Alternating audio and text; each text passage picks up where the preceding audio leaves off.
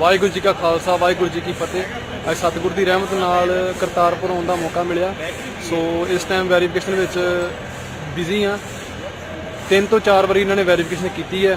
पहली बारी ये पासपोर्ट देखते हैं, दूजी बारी फिंगरप्रिंट होंगे ने, तीजी बारी बैग बुक वगैरह चैक करते हैं, तो चौथी बारी हुण पोलियो दी बूंदां पैंदे पे सीगे। सो मेरे नाल इस टाइम जथे दे विच 1500 शरीर हैगे ने। सो सतगुर की रहमत है, दर्शन दिदारे करन जा रहे हैं जी। ये बॉर्डर है करतारपुर का, इंडिया ते पाकिस्तान का।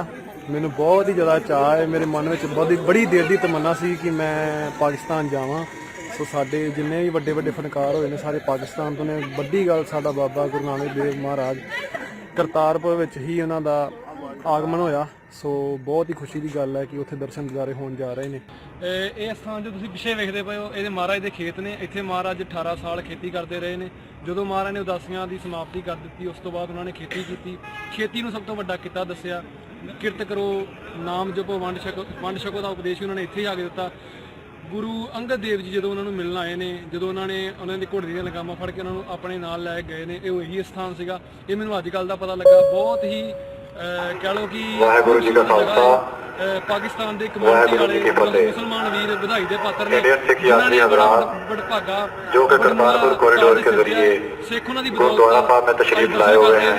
सो उनसे अपील की जाती है कि बस टर्मिनल पर तशरीफ ले आए। वाहिगुरू जी का खालसा वाहिगुरू जी का खालसा वाहिगुरू जी की फतेह। इन्होंने वीरों को हुण अलविदा लैन जा रहे हैं। इन्होंने पाकिस्तानी वीरों ने, मुसलमान वीरों ने बड़ी साड़ी सेवा की।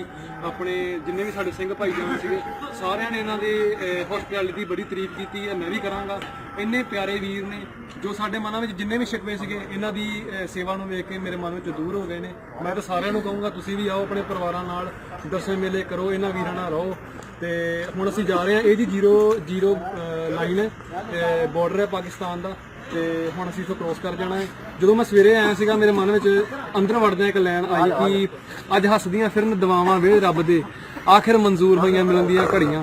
सो अज गुरु नानक ने बड़ी वड्डी किरपा की कि मेरे मन में जो भी चाह सीगे अज उन्हें पूरे किए। सो उस नूं मैं वीडियो राहीं अपनी खुशी जाहिर कर रहा हूँ। सो वाहिगुरू जी का खालसा वाहिगुरू जी की फतेह। बस